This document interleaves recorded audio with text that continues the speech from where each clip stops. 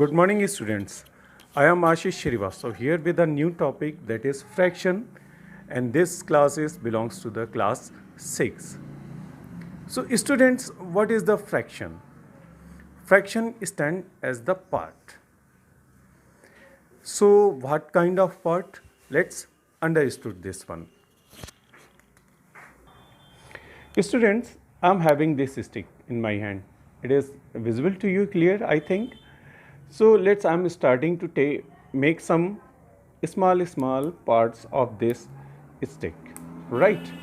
So you can see, guys, I have made some parts of this sticks.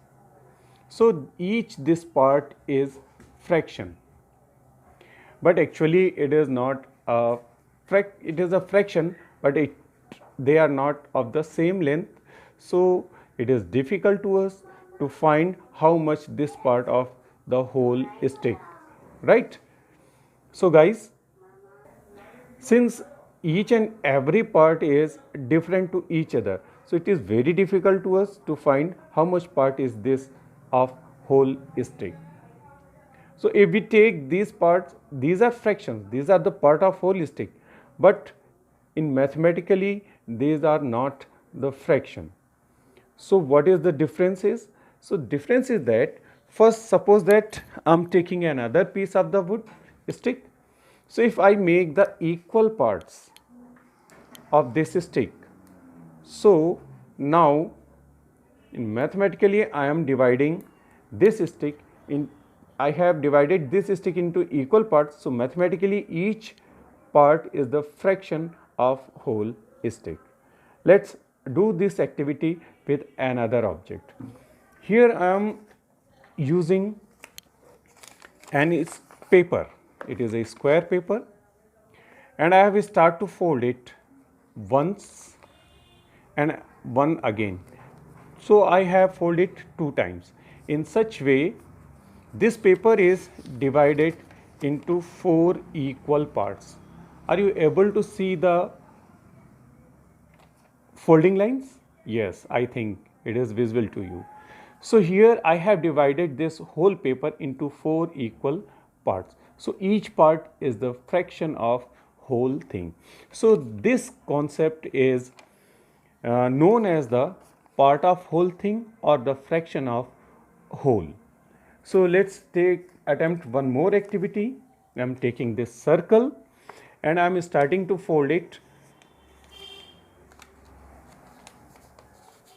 So one fold and one more fold. In such way, I have divided this circle into 4 equal parts. So each equal part, each part is stand as the fraction of this whole circle. So first topic is today's topic is part of whole.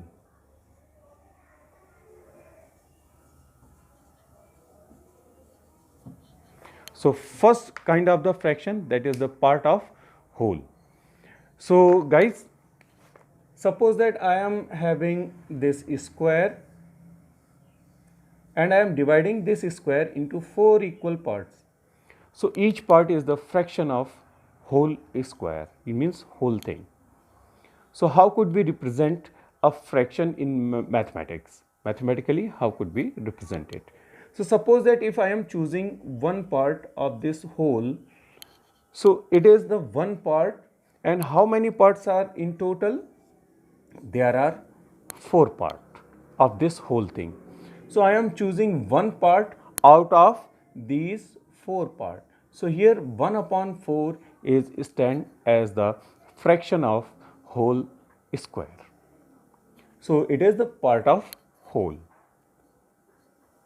Keep it in your mind. In this kind of the fraction, we take a single piece, right? A whole thing. And then after we divide it into the equal parts and chosen few parts. Suppose that if I choose 2 parts of this square, then what happen? How could we represent this darkened section?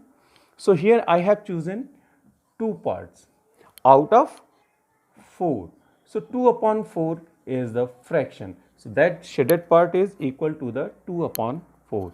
Suppose that if I choose 3 parts, then we can write it out of these 4 I have chosen 3 out of 4. So this 3 upon 4 now representing this shaded portion. And if we if we correct all the parts, then I have taken all 4 parts, means 4 out of 4. So 4 upon 4, if we divide it, we will get 1. So this 1 is stand as the whole thing, means after dividing the thing I have taken all the parts. Suppose your mama make some pieces of apple and you will take all the parts, it means you have taken whole apple, right? Now we discuss the part of a group, fraction as a part of a group. So suppose that beta ji, I am having a group of some things. Here a group of some small balls, and this group I have divided into again into 3 groups. So each group contains 3 balls. So here the 3 groups are there. Out of these 3 groups I am choosing this one. So out of these 3 groups, out of total 3 groups I am choosing 1. So this part is stand as the 1/3 of group. But in general, if we are not dividing it in group, it means there are 9 balls, and out of 9 I am choosing 1, 2, 3. It is 3 upon 9. If we simplify it, so we will get 3 1 ja 3 and 3 3 ja 9. I have simplified this fraction, so we have get 1 upon 3. In actual, here we are also getting 1 upon 3 because I have chosen one group out of these 3 groups. So it is 1/3 part, and here it is also showing by this calculation. Out of 9 things I have chosen 3, so it is equal to 1 upon 3. It means this one stand to this group and 3 stand for 3 groups. So whole thing is divided into 3 groups, and these 3 groups I have chosen one group. So this kind of the fraction is stand as the part of a group. So how could we represent, what are the properties of the fractions? Let's talk about them one by one. Generally a fraction is written into form of the numerator and denominator. The part that is written upon is known as the numerator, and the part that is written into below the line, it is known as the denominator. For example, suppose that in previous I have written 1 upon 3, means out of these 3 things I have selected 1. So this selected part is written over here, and total number of parts are written over here. So this 1 is stand as the numerator, and this 3 is stand as the denominator. So the things we have chosen, we always written into numerator as numerator, and the number of total things we always written into down the line, that is known as the denominator. So here the basic concept of the fractions, I told you first to learn these things very carefully, then we will go to the next topic. So I think since it is the new thing for you, so you must practice for that part today, and next day we will take the further topic related to the fractions.